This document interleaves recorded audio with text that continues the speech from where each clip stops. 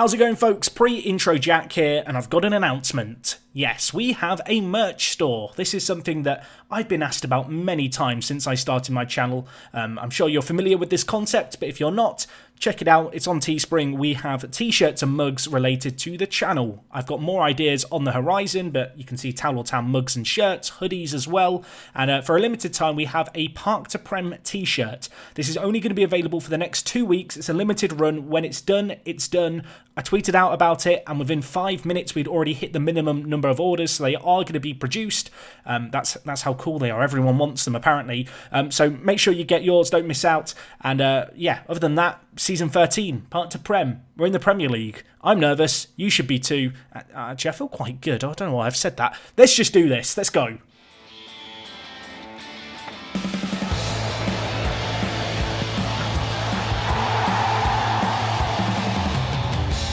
What is going on, guys? Jack here, and welcome back to episode 107 of Park to Prem here with Towel or Town. Today we kick off our second ever Premier League season. It's 2031 and it's season 13. Unlucky for some. Let's hope not for us this year. Today we start on the club balance screen because it looks a bit weird, and that's because it's been a bit of a weird summer. Our overall balance sits at almost £100 million. You would anticipate that we'd spend a load of money. As you can see, our original budget for the year was £15.3 million. We currently have a transfer budget of £31 million. So you can do the maths there. I've had a summer of making profit, which when you're a newly promoted team might sound a little counterintuitive, and to an extent I guess it is, but it was largely done out of recycling and turning over a load of players in the under-23s who really weren't going to make it. And of course, going up into the Premier League, I was relatively happy with the squad. It's not to say we haven't spent money on the team, £49 million the total outlay. But on the outs, a load of players leaving us. You can see Ryan Achabar, we talked about it last episode. He has officially fled the nest. Omar Gok, the Turkish winger, he's ended up going to Lazio. Has okay potential, but I'm not expecting fireworks from him in his future. Vasily Ignatovic, we've sold for £8 million. You can see Pavlovic gone for 6.75 million pounds. Great profit on a player who we brought in for £2 million. Really was out on loan last year as well. And the trend kind of continues throughout here. You've got Garrido, Polk, Porter. I'm sure there's a name or two here that maybe do ring a bell with you, but for the most part, players who just haven't ever really made it. I guess there's a few players who got close and just never had that last little push, like Jimmy Morrison, who we had way back when, kind of 3 or 4 years ago, and he just never quite hit the level of first team, which is a real shame because I kind of wanted him to, but the potential wasn't there. Also interesting to note, a few of our kind of own youth academy prospects have left us for some pretty good money, actually. We've got a few £1 million sales here, including Dale Brodie-Gates, who I believe has set a record for being the most expensive player who generated at the club, who we've then sold on. £1.5 million, I guess in the grand scheme of things isn't a huge amount, but hey, that's money that we invested into our facilities, and whilst it has taken us 6 years to get to this point, we've made a little bit of that money back that were invested into the facilities way back when. But yeah, the list in terms of sales goes on and on. There's far too many names to go through because it was a big spring clean. But the bottom line is £68 million in the bank. That's really crazy when you consider that none of those were first team players really last year. I guess Achabar may be the odd one out there. But of course, as we discussed last episode, we already had a player brought in to deal with that. Anyway, on the ins, £49 million spent, and a bulk of that went on one guy, Jarno Leskinen. I think that's Jarno Leskinen, like you roll the R in Finnish. I'm not going to do that when I say his name, but what a crazy Finn this guy could be. He might be the next Jari Litmanen, except he plays a slightly different position.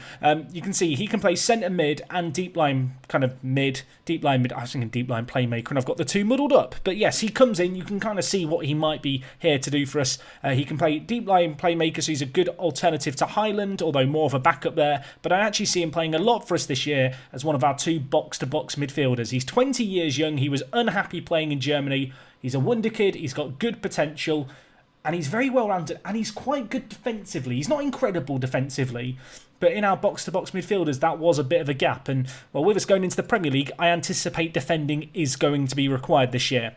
Anyway, Gisiel has also joined us. I talked about him last episode. He joined us in the end for £9 million. That feels like a really good bargain, if you ask me. Really like this guy a lot. Crazy consistency, which is superb. Enjoys big matches. does have injury proneness as a thing. If he gets injured, immediately today, I'm going to be a bit upset about it. But the price that we paid was pretty minuscule, really, when you consider his value has since shot up to £32.5 million.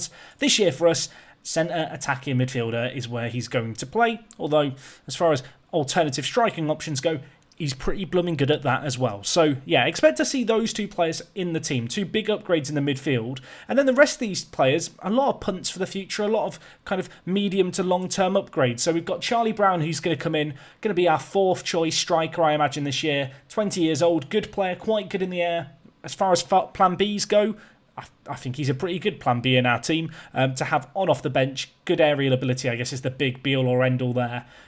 But potential in English, which for under £10 million feels like a good buy. Jamal Lewis has also joined us. He is going to be a backup left wing-back this year. Unfortunately, I have had to give him way more money than I wanted to. I was looking at a load of different left wing-back options, and I thought I had one nailed down. It was a Brazilian lad. And then the work permit failed on deadline day, and I needed a backup left wing back. So I had to pay over the odds for Jamal Lewis. He's 33 years old. He's got really good natural fitness. He's a very well-rounded player. Joins us on a 2-year deal. He's actually a really good backup player, but the wages are just a tad bit high for me. But who knows? A bit of experience in our team, I think, could go quite a long way. And he's certainly got that at this point in his career. He's got over 110 caps, I think, for Northern Ireland. Anyway, a few more youngsters for the future. Akita is one of those, 18 years old, Japanese international already. Probably going to look to loan him out, although I believe he got a work permit because he's part German. Started his career at Hamburg. I like him. I think he's pretty solid and, yeah, potential. Again, this the trend. Just say the word potential with me as we click through these profiles. Sean Taylor, young Scottish, signed from Hibs. Great passing, great vision. Looks like a top-notch deep-line playmaker in the making. Just needs to learn to balance and be better with his off the ball. We'll get him walking on a tightrope or something in training, and on that tightrope, he'll learn to balance. That works, right? Anyway, a player we signed without a work permit. This happens a few times. Patrick Delamini. He's a South African goalkeeper. We've got a few South Africans now. This guy joins us. He hasn't got a work permit, which is really annoying. But what an incredible goalkeeper he is at 18 years old. Very, very exciting for the future. Could be a future number one. I'm going to say it now. I'm labelling him with it. Zaretta has joined us in what might end up being the bargain of a century. £130,000 paid for him. 18 years old. Either-footed. Immense centre-back for the money that we've paid. Excited to see what he could do. He'll be on the bench and I'm sure making the odd appearance here and there. Remember the name because I think he could be big for us. Markovski we talked about last episode, but he's now gone on loan to Northampton. He is currently listed as our big hot prospect at the club, the Macedonian. So that fills me with confidence. We just need to teach him how to head a ball because he's only got 8 heading and he's not a wing back. Blaine Neal's joined us finally. We talked about him before. Similar with Keeney as well. And last but not least, Kevin Deacon joins us as a backup right wing back. We've got him on loan from Manchester United, but there is an option to buy at £20 million at any point during the loan. It's a bit too much money if you're asking me, but if he kind of turns into this absolutely incredible right wing back, maybe we have issues in the position, Lazarus gets a long-term injury and he shines, suddenly I might be tempted to pull the trigger on that option. So those are the deals that we've done. Not a load for the first team, really. I've kept things fairly similar. In terms of the system, in terms of our best 11, this is how we line up right now. You'll notice I didn't get to address the centre-back position, and there was a transfer saga, which I tweeted all about over at WorkTheSpace. For this guy, Igor. Oh, I'm clawing my eyes out, because you've seen all the money I had in the bank. About the last 2 weeks of the window, I stumbled across this guy. I was just looking through the national teams, and he was in the Belarus national team. He had an unusually high value for a Belarusian, so I clicked on him, and you can imagine my shock. He's absolutely nuts. He's absolutely nuts. And I've managed to unsettle him and get him unhappy, but he didn't actually want to discuss a contract with me. We had a transfer fee agreed. It might have been £60 million. I'll say that under my breath because it hurts to imagine, but I think he probably would have been worth £60 million in our current predicament. But it's not happened. So now we sit here hoping that no one signs him, and maybe after half a season, maybe at the end of this year, with only a year left on his current contract, we can maybe snap him up for a really good price. I believe that there is going to be more to the Igor saga, but I wanted him, didn't get him. So the centre-back position was the one area of the pitch I didn't really solve this summer, although we've got loads of alternatives in the centre-back position. So Team to start the year. Morrigan in goal. No Smolyo. We're going to see how Morrigan gets on. He's not had a chance to prove himself in the Premier League yet, but he's a fantastic shot stopper. I'm going to need him to unleash the inner ghost of Walton, you'd imagine, this year. Maggi and Douglas are going to play alongside each other in centre-back. Maggi, of course, joined us midway through our previous Premier League campaign. Had a good solid year in the Championship. We'll hope that he has learnt from that. Douglas, a bit more natural on the ball, less of a natural centre-back perhaps, but he's continuing to show good signs of improvement. At 20 years old, I think he's got a really good future ahead of him. I have been tweaking and fiddling around during pre-season with player instructions. I was looking through, different tactics that people have done online, stuff that I thought was interesting concepts. And one that I want to try out is this, where we have our ball-playing defenders set to stay wider, which I've never, ever considered playing on centre-backs, but some people have been experimenting with it. Apparently it's quite good this year with wing-back formations, especially with a deep-line playmaker. So we'll see what happens there. I might be being trolled and it's rubbish, in which case we'll change it. You'll notice we've also got tackle harder on, because again, that's another thing that the general consensus seems to be. Tackle harder is quite good this year in FM. We're usually out of possession of the ball, so tackling harder sounds good. But yes, Maggi, ball-playing defender, not regular defender, but I have got him set to shorter passing, so hopefully he doesn't give the ball away so much. Meanwhile, for Douglas, I've not got the shorter passing on, but I have got him encouraged to dribble a little bit more, which we'll see how he gets on. It may not work particularly well, but he's got 10 dribbling. It's certainly serviceable. And, I'm all for experimentation, albeit in our first year in the Premier League. We'll see how it works out for us. Anyway, deep line playmaker, we are going to have Highland. Right wing back, we are going to have, of course, Lazarus. You can see some more instructions on these guys. Less shooting, tackle harder. Well, if I start getting a load of red cards, that will mysteriously vanish off all of our players, because a fair few of them have that instruction. We'll see how it works for us. It worked okay in pre-season. I didn't notice an uptick in red cards.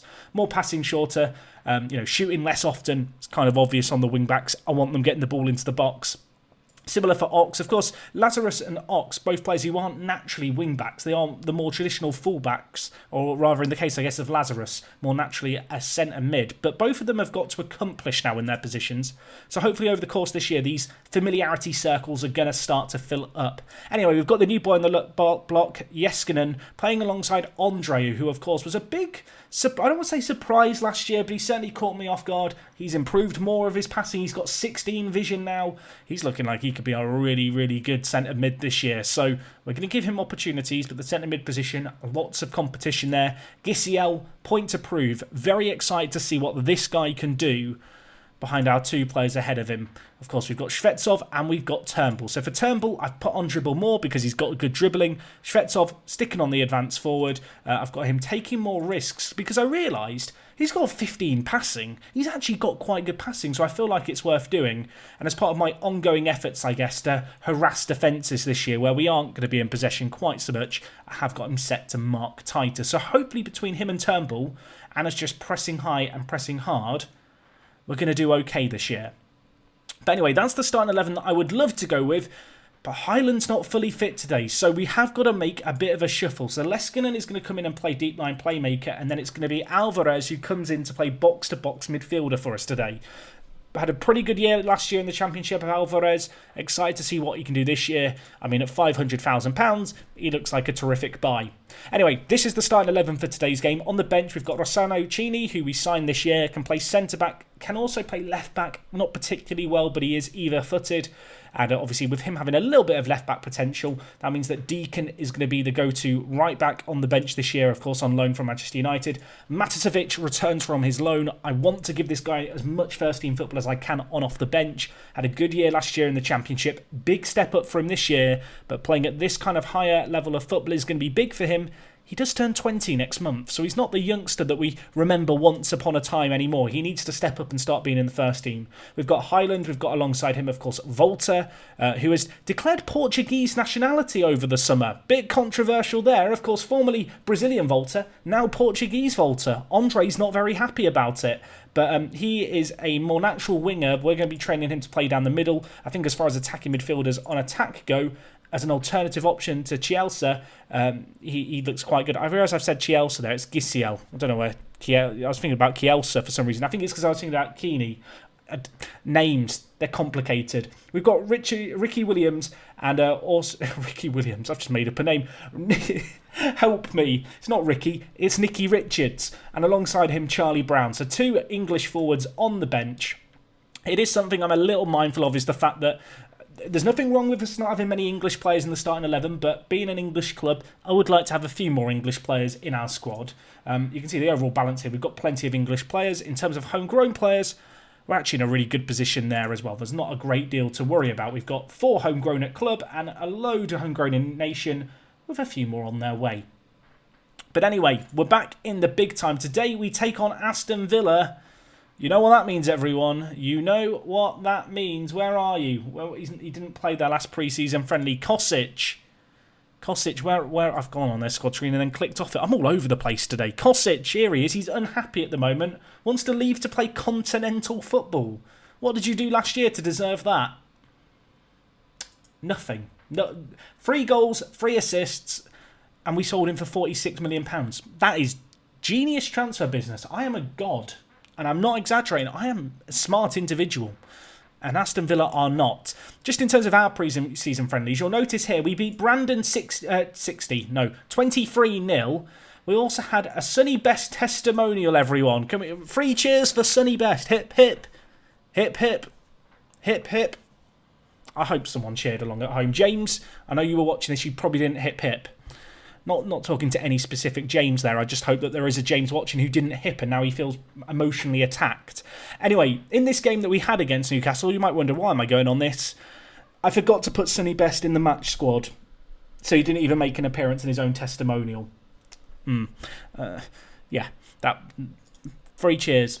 Anyway, let's get into today's game, shall we? It's Premier League football. We're at home against Aston Villa. Our expectation in terms of the board this year is to fight bravely against relegation. The media, however, they're predicting 17th, folks. They're predicting us not to go down this year. I like the media. I really like our squad. I'm a little bit worried that our tactic is still a little untested. So we'll have to see how it gets on here. And, well, let's just get into this, shall we? We're going to try this hard attacking malarkey, harder tackling. I feel like it's going to work. I hope it's going to work. I feel like it makes quite a lot of sense. We're a team that aren't in possession a great deal. But we have a lot of players in the middle. We're going to be really crowding out the centre of the pitch. And so we're going to be able to get into players quite quickly. And I'm hoping that with that in mind, we're going to be causing them some problems. But anyway, 15 minutes gone. We're not going to get things off to a flyer just yet. Although we've had 61% of possession and all of the shots so far. I mean, these shots are fantastic. We do need a goal, please, though, boys. Villa, by the way, very established Premier League club at this point. What? I'm actually curious now. What is their media prediction? Let's have a look. 8th. Their media prediction's 8th, and we're bullying them like this. I really hope we don't get relegated this year, because if we do, it's I'm taking full responsibility. It's entirely on me, because this squad has the real ability, I think, to avoid the drop. I'm lucky in the sense that the board want us to avoid relegation. Shvetsov skips past one as I'm talking, shoots it. The first chance of the season. It falls to the Russian giant of a man. He's not really a giant. He is in stature. Unfortunately, kicked it straight at the keeper. Lazarus whips in. Turnbull free header. Oh, I thought that was going to end up in the back of the net. Good news, everyone. We're up to 7th. I think that's higher than we were at any point last year. Oh, well, last year we were in the Premier League. I'm going to tell the players I'm not happy. Shvetsov looks stressed. Oh, come here, my child. Come here. Come here. I think we know that if you've not seen the meme, you know, where it's Gordon Ramsay, like, and it's like the child's version of his show and the adult's version, and in the adults he just swears at them, and then on the kids' version he kind of cuddles them and says, you know, oh, it's okay. That's me with Shvetsov. Anyone else other than Dylan Turnbull and Shvetsov, and I get angry and shout. If they get upset, they get a hug. Let's hope the hug inspires them. Leskinen switching it over to Lazarus, getting high up the pitch. Can he cross it? Alvarez is there. It's blocked. It's all over the place. I don't know how it's not ended up in the back of the net. And now suddenly they are on the attack. Douglas, chase him. Hunt him down. Run. Oh my gosh, Morrigan, you big boy. Tips it round the post. End-to-end stuff here to open up the second half. And already Villa looking more dangerous than they did for the entirety of the first half of this match. Let's hope that they're not about to come out with a completely different kind of mindset as a squad, and that we can hopefully continue to do our thing. Anyway, Douglas spreads the play wide to Lazarus, of course, playing as a wing-back. We're asking a lot of him now. He dinks it down the line, trying to pick out Turnbull. Wasn't a great ball. We do try and press high and press hard, but they work it out quite nicely. And it's now with Vlasic, who goes back. I thought for a second Turnbull was going to be there to latch onto it. Lazarus again getting the ball. What can he do now? He's going to get tackled from behind. He's on a yellow card, Lazarus. I've got this horrible image of him getting sent off. I think that would be the end of the tackle harder experiment. Oh my gosh. I mean, Dylan, make sure you actually put in a tackle. You can't just run into people. Ball's won. Turnbull knocks it round his man. Bearing down on goal. Can Dylan Turnbull score for us? No, he cannot. Oh dear, we've had two glorious opportunities and I can't even blame one of our strikers. Both of our strikers have missed chances now. Ball in. Andre, have a go, Andre. No. Now they're on the break. It's 2-on-2. Vlasic bringing it forward. Still bringing it forward. I love that tackle, Andre. Beautiful. That's a beautiful foul. Take the yellow card, my friend. Be proud of that tackle, Andre. For a player who can't defend, that was a perfect tactical foul. Now let's hope that they don't score. Not because I don't want them to score, because I don't want to have to say their striker's name. Arsenijevic, I think is his name. It wouldn't be a good name to say when he scores. It wouldn't roll off the tongue. Anyway, ball forward to Shvetsov. He doesn't even jump for it. Is it bad I'm considering taking off Shvetsov? Save it, Morrigan. Oh my word. Morrigan. He's definitely got the inner ghost of Walton working on his side. Turnbull's been awful. Right, Turnbull come off. Nicky Richards come on. Kisiel, you've not had the debut that I was hoping you were going to have. Volta, get on the pitch. Portuguese Volta, as we're now going to refer to him, because he's Portuguese now. I mean, technically he was Portuguese all the time, but it wasn't his primary nationality, so he was Brazilian. Anyway, our gazebo is still out there. Many a fond memories witnessed from that gazebo. Can we add another one to the collection? What's happening here? There's a foul, isn't there? It's a great finish by Shvetsov, but Nicky Richards was offside. I thought we were about to have that dream moment where you make a sub and it works wonders. Leskinen nods it on. I mean, has he interfered with the play? I don't think he has, ref. He probably did. So now we're gone. We've been by far and away the better team. This is better than any performance I can remember. Maybe bar the Norwich game. Oh my God, Jarno Leskinen. He's got a goal. I don't know why I've rolled the R. We're 1-0 up. I was about to say that this has been the best performance I can remember in the Premier League, but then I remembered we won 9-0. Lazarus to the near post, and the Finn. He jumps like a salmon. He stings like a bear. Bears don't sting. A bee doesn't sound right. I think there's bears in Finland. I don't know. Right, we need to defend, boys. 66 minutes gone. This is season 13. I'm expecting some bad luck somewhere. Richards, what can you do? Rejected by Man City. And, well, he almost scored a glorious, glorious goal. With 20 minutes left this game, I do just want to acknowledge that the excitement of today's occasion, I think, has got the better of me. I am talking some absolute rubbish, so thank you for bearing with me. Anyway, we need to defend here. Please, Morrigan, do your thing. I mean, that is the most unorthodox save I've ever seen. I thought he'd gone the wrong way. He got a hand to it. He stopped it. They've had 3 clear-cut chances on the break, which is a bit concerning. Could really do with a second goal here. What can you do? Portuguese Volta. Look at him go. Look at him go. Can he finish it? Oh, it's gone just wide.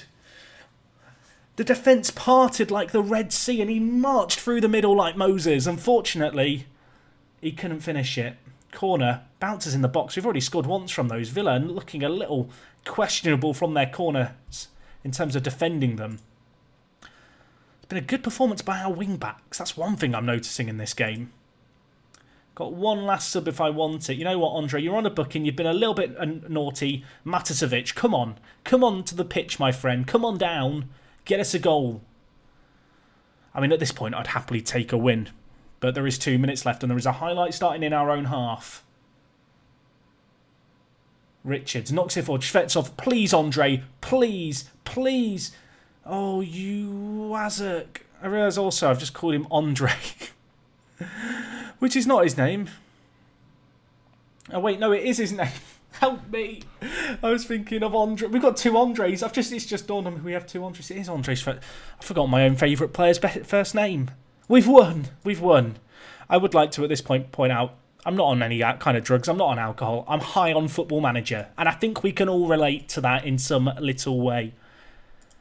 Oh, I mean, we've won. We've won our first game in the Premier League. That's what you want to see. I've not even looked at our fixtures. What have we got coming up? We've got Norwich in 14th, Southampton, and then Swansea, who got promoted via the playoffs. Also, Arsenal and Chelsea in there and West Ham. Kind of half tempted to come back for maybe the Chelsea game. They are a really dominant force in English football. We played them last year, or last time we were in the Premier League and got spanked, you may remember. Kind of feel like reliving those memories. If not, we may go a little further ahead, maybe to the Tottenham game. I'll see how the start of the season plays out. If there's a fixture here that you would like to see, let me know it. I'm thinking either Chelsea or Tottenham, which are quite far apart, but I don't think I can end up doing both. I don't know. Let me know, folks. I would be curious to know your thoughts and opinions. But anyway, that's going to wrap up everything from me today. Let me know what you made of our transfer business. We've made a load of money. I mean, if it gets to January and we're desperate, we're probably going to have about £100 million to spend, which is going to be fantastic. But yeah, we're off to a winning start. Great result against a team predicted to finish in the top half. Feeling good about this system. Let's hope it can continue to be effective, and when you're coming back next time, we're just in the Champions League spots. That would be fantastic, wouldn't it? If it's had unrealistic. Anyway, that is all from me today, guys. Hopefully you've enjoyed. Drop a like if you have. I'll see you again tomorrow. It's me, Jack, and I will talk to you guys in a bit. I'm out.